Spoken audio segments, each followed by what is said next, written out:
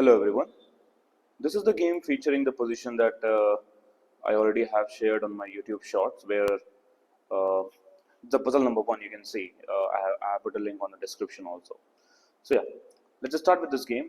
Here the player with the white pieces is Alexander Khalifman and he is rating around 2640, and the opponent with the black pieces is Seirawan Yasser. His rating is 2595. So both players are like top level grandmasters, and it's an interesting game. It's a start with the king's pawn opening e4, so we can expect a fighting game and some tactical game. Let's see. So black played here pawn c6, the Caro can defense, and white goes with the theoretical idea, the d4. Yeah, in semi-open games, white has the option of putting his two pawns on the center of the board, e4, d4. So we have d5 strikes at the center, and now we have knight c3. White goes for the classical defense. Yeah, here possibilities are like taking on the pawn. It's a exchange variation, or pushing, going for the advanced. But we have knight c3 and d cross e4, knight cross e4, complete theory. So here possibly bishop f5 is the classical defense that you want to play, and the other variation that was played in the game is knight f6. Knight f6, it's a Tartakower variation. Here, black simply takes the knight. You have the option of taking with the e and g, both are possible, like different variations are there. So here, black takes with the e pawn. We have c3, bishop d6, preparing to do castling, and bishop d3. Yeah, bishop d3, it's an interesting line. It opens up the option of doing the queenside castle, kingside castle, as well as the queenside castle both. I'll show you how. Castles, and now knight e2. Knight e2. Yeah. Okay. First developing the bishop and then bring the knight out to e2, and then rook e8. Yeah. Here, this is the position. Here you can play queen c2 and followed by bishop e3, followed by queenside castle. This is one of the line that can be played, or you can immediately do kingside castle. So white goes with the kingside castling. Queen c7 attacks the h2 pawn, so you want to defend it. Knight g3 played to block the bishop's diagonal, and bishop e6. Yeah, here is a line that I just wanted to show you. It's first knight d7. Yeah, it's an interesting line, going with the knight f8 and then developing the bishop, because you will see here white has one very interesting drawish line. I'll show you. Knight f5. This allows black to take on the h2, and black can take king h1, and now bishop goes back to d6. And here comes the line, knight cross g7. King will take, and queen g4. Now since the bishop is blocked, so we have the excess of queen g4 square. King h8, queen h4. Now look at this threat. Immediately threatening checkmate in 1, and also going for this pawn also. So pawn f5. Blocks the bishop's diagonal, but bishop takes. And now the only way to stop the checkmate is knight f8. And now queen f6 check, king g8, and now bishop h6. Again threatening checkmate. The only way to stop this checkmate is knight e6. But then bishop takes knight. Okay, you can't take with the rook, thinking that okay, we do this. But if you take with the rook, then we have checkmate, queen g7 checkmate. So pawn has to take so that the queen defends the g7. But here, white can simply go for a draw by repeating the moves. This, and this. Okay, yeah. Here if you try to come to f7, then immediate checkmate is there. So yeah, that is why instead of first playing knight d7, black goes with the bishop e6 line, and we have now pawn f4. Now this is the moment white tries to create something like maybe controlling this e5 square, planning something like queen f3, or maybe rook f3, rook h3 may be idea in futures. We'll see whatever happens. Here black played pawn c5, breaking the pawn chain, but now white finds a very interesting idea, pawn d5. Now, can we take the pawn? The real question is that. Is it a free pawn? But no, it's not a free pawn, because if bishop takes, then yeah, okay, if bishop takes, then if you are thinking that bishop cross h7 is the idea, no, that's not the idea. If bishop takes the pawn, the actual idea is queen h5 first. Attacks the bishop, attacks the h7 pawn. Here if you try to save the bishop, then queen cross h7, king comes here, and now rook e1. Now rook e1 threatening knight f5, which will be doing. Let's say here if you play something like what do we say? Let's say just knight c6, just a normal development. Then knight e5, and you can't take the knight because of checkmate. And if you don't take the knight, still the checkmate is coming because this knight coming here to control this square. So yeah, rook e1 is a very interesting move. You see that? So that's the way to go. And here, if you try to save the bishop by c6, then again queen crosses 7, king f8, and knight f5. Now, again threatening checkmate, which is now black cannot do anything about it. So that is why bishop can't take this pawn. Bishop moves back to d7, and now c4. Simply further protecting the pawn, strengthening this pawn, and also maybe planning this, having a good pawn chain.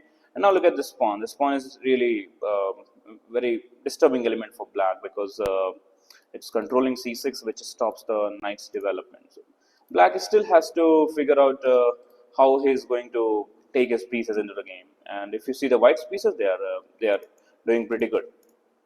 So knight e6. Now black is trying something. Let's say, okay, the knight can come to here, but it's not really doing anything. Queen f3. Maybe ideas like something moving this knight here, queen g3, threatening some checkmates. Ideas will be there. Queen b6 was played. Maybe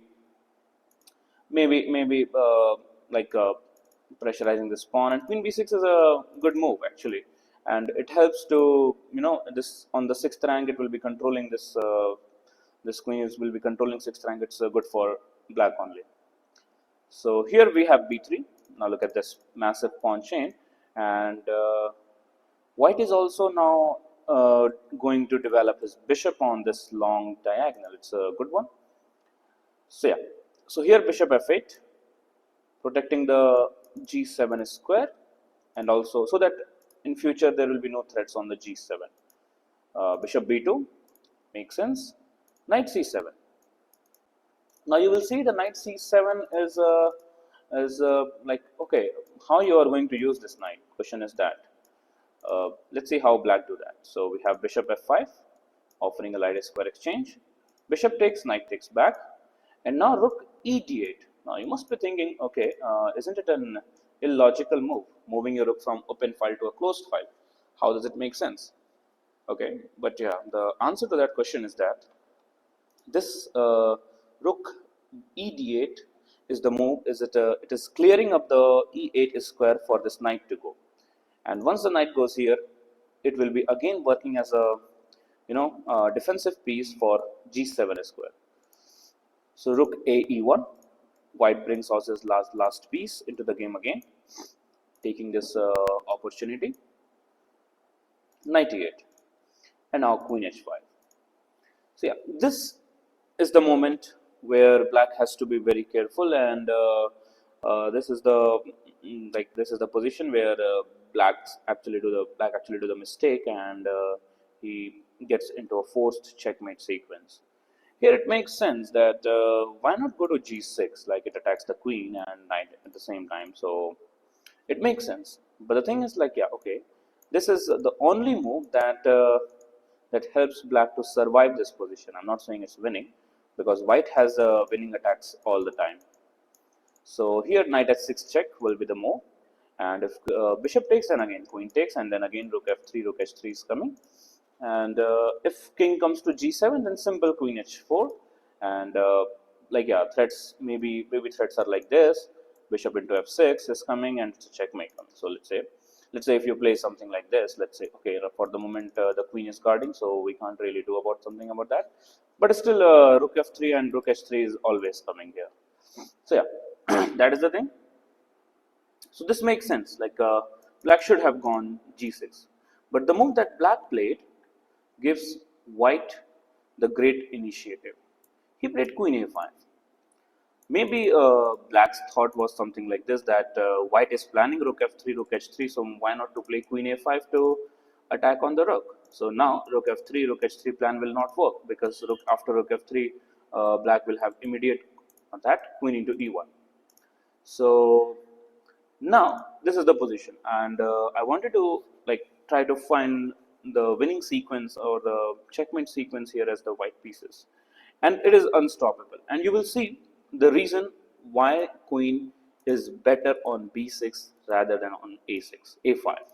This a5 queen is completely out of the game.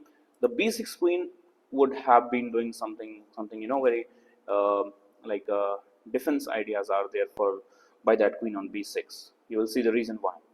So here white plays rook cross e8, simply eliminating one of the defender of g7 square. Rook takes, and now the move that you have to find is knight cross h6 check. Yeah. Here, okay, let us first have a look. The obvious pawn takes h6. Now queen g4 check. Now no matter what you do, this bishop cross f6 is coming. If you go here, bishop cross f6, bishop blocks, checkmate. Now you will see the reason why queen is more important on b6, because it will be looking at the 6th rank.